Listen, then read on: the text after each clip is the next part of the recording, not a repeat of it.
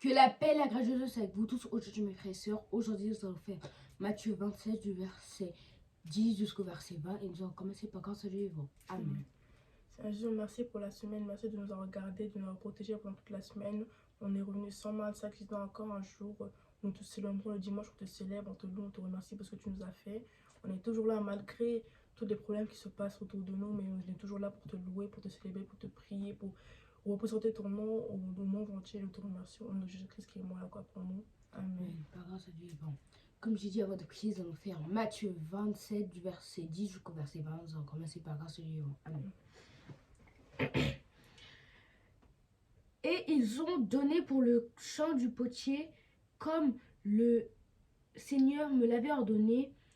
Jésus comparut devant le gouverneur. Le gouverneur l'interrogea en ces termes: es-tu le roi des Juifs? Jésus lui répondit: tu le dis. Mais il répondit rien aux accusations des principaux sacrificateurs et des anciens. Alors Pilate lui dit: n'entends-tu pas de combien de choses il t'accuse? Et Jésus ne lui donna de réponse sur aucune parole et étonna beaucoup le gouverneur. À chaque fête, le gouverneur avait coutume de relâcher un prisonnier, celui qui demandait la foule. Il avait alors un prisonnier fameux nommé Barnabas. Comme il était assemblé, Pilate leur dit: lequel voulez-vous que je vous relâche, Barnabas ou Jésus, qu'on appelle Christ? Et car ils savaient que c'était par envie qu'ils avaient livré Jésus. Pendant qu'ils étaient assis sur le tribunal, sa femme lui dit: qu'il n'y a rien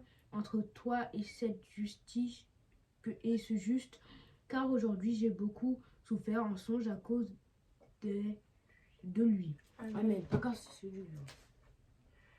Et ils ont donné pour le camp du potier, comme le Seigneur me l'avait ordonné. Jésus comparut devant le gouverneur. Le gouverneur l'interrogea en ces termes: es-tu le roi des Juifs? Jésus lui répondit: tu le dis. Mais il ne répondit rien aux accusations des principaux sacrificateurs et des scribes et des anciens.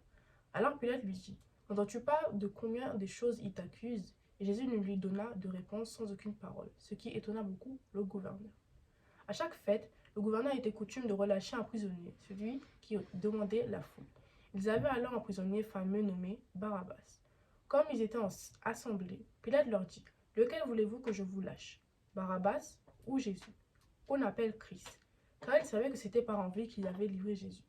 Pendant qu'il siégeait au tribunal, sa femme lui fit dire: qu'il n'y a rien entre toi et ce juste, car aujourd'hui j'ai beaucoup souffert en songe à cause de lui. Amen. Par grâce à Dieu vivant. Comme on vous le dit, c'est très important de méditer la parole, car si nous ne méditons pas la parole, c'est lire la Bible vaguement, et c'est ce que nous allons faire. Donc, Amen.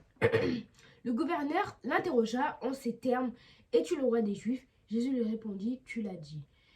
Et en fait, le gouverneur lui a demandé: est-ce que c'est lui le roi des Juifs? Et il a répondu qu'il avait dit lui-même. Mais il ne répondit rien aux accusations des principaux sacrificateurs et des anciens. Du coup, mais Jésus, quand même, il ne répondit pas aux gens, les accusations qu'on lui dit. C'est-à-dire que Jésus peut lui dire: oui, il a tué ça, il a fait ça, il a fait ça. Bah, il a répondu à aucun. Pour lui, il était très calme. Il savait ce qu'il faisait, ce qu'il allait passer. Et du coup, Jésus restait très calme pendant que tout le monde l'accusait. Voilà. Et alors, Pilate lui dit: n'entends-tu pas de combien de choses il t'accuse? Pilate, il lui a dit: n'entends-tu pas combien de choses il t'accuse? Tu pourrais aller en prison, te faire décapiter, avoir une fin terrible, mais c'est comme si tu n'avais aucune émotion. Fais quelque chose, réponds, essaie de te débattre. Il voulait qu'il dise quelque chose ou se défendre, parce que les choses qu'on lui disait contre lui, bah, c'est très grave. Et Jésus ne lui donna de réponse sans aucune parole, ce qui étonna beaucoup le gouverneur. Du coup, Jésus, peut-être il a haussé la tête ou fait quelque chose, mais il ne l'a pas répondu par la parole. Et ce qui étonna beaucoup Pilate, pour dire: mais c'est bizarre, comment on t'accuse de toutes ces choses-là et toi tu ne réponds pas, pour toi c'est rien. Du coup, il est très choqué. Voilà. À chaque fête, le gouverneur avait coutume de relâcher un prisonnier, celui qui demandait la foule. À chaque fête, le gouverneur il avait une coutume, un petit rituel de relâcher le prisonnier que la foule voulait. Et voilà, c'est ce moment était arrivé pour le temps de Jésus. Il y avait alors un prisonnier fameux nommé Barabbas. Du coup, ils avaient un prisonnier qui s'était fait fameux quand on dit emprisonné, c'est-à-dire que c'était pas quelqu'un de bien. C'est-à-dire soit il tue, il vole, il viole, il décapite, il fait beaucoup de choses mal et il était très connu Barabbas à l'époque de Jésus. Voilà. Comme il était assemblé, Pilate leur dit, lequel voulez-vous que je relâche, Barnabas ou Jésus, qu'on appelle Christ? Il a dit, comme ils étaient tous ensemble, il y avait déjà la foule dehors et il y avait Barnabas et Jésus, ils ont dit, lequel voulez-vous que je relâche, Barnabas ou Jésus, qu'on appelle donc Christ? Car ils savaient que c'était par envie qu'il avait livré Jésus. Du coup, ils savaient tous que c'était par envie qu'il avait livré Jésus parce qu'ils n'aimaient pas Jésus et ils voulaient que Jésus meure. Du coup, ça c'était Barnabas, quelqu'un qui tue les gens, qui décapite les gens partout. Ou Jésus, un homme qui était juste gentil, qui prêchait la parole de Dieu et il faisait tout ce qu'ils étaient bien, aidant des gens pauvres et riches en même temps, spirituellement et matériellement. Voilà. Pendant qu'il était assis sur le tribunal, sa femme lui fit dire qu'il n'y ait rien entre toi et ce juste, car aujourd'hui j'ai beaucoup souffert en songe à cause de lui. En fait, elle a dit qu'il n'y ait rien entre ce justice et lui. En fait, il ne se mêle pas dans les histoires, même si c'est son boulot, qu'il ne va pas aller profond. Qu'il laisse le peuple choisir parce que voilà. Elle sait que l'homme en qui il va mourir, c'est un homme bien et un homme qui voilà. Et qu'en plus, elle a été un peu persécutée en songe, elle a eu des songes, des rêves pour voir c'était qui Jésus. Et donc, elle a compris que c'était pas une personne qui avait fait des délits ou... Quelqu'un de assez grand spirituellement et matériellement aussi, mais plus spirituellement. Voilà. Moi, je peux juste dire que voilà quoi, que la femme de Barnabas, heureusement, la femme de Pilate avait prévenu son mari parce qu'elle sait déjà que Jésus, peut-être elle a été inondée de songes pendant un moment et elle a dit que fais attention à lui parce que lui c'est pas quelqu'un comme les autres, c'est pas un humain comme nous. Peut-être lui il est béni, peut-être lui il a quelque chose, mais c'est pas comme ne te baigne pas des histoires.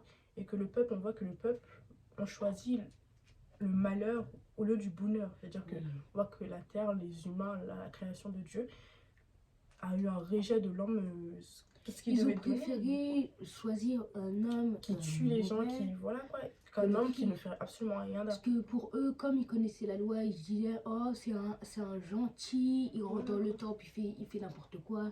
Après qu'il a fait toutes ces choses pendant ses plus de 30 ans. Qu'ils aidés, qu'ils étaient là avec lui, mais ils l'ont trahi. Dans tous les cas, c'était écrit, il est obligé de Jésus d'être crucifié, d'être mort. Et qu'on verra par la suite. Et j'espère que c'est tout. Voilà, amen. J'espère que ça aurait plu à nos jeunes téléspectateurs. On va prier pour la fin. Mais n'hésitez pas à partager cette vidéo beaucoup. Commentez si vous avez des questions. Abonnez-vous, likez, vous savez très bien. On va se tenir comme les autres youtubeurs. Et on va prier pour la fin. Amen. Amen. Saint-Gilles, merci de nous avoir lu ta parole. Merci de nous avoir laissé pu partager ta parole autour de nous tous. Seigneur, merci pour ce que tu nous as fait. Nous avons vu que malgré tout, les gens ont préféré avoir quelque chose de mal que de bien.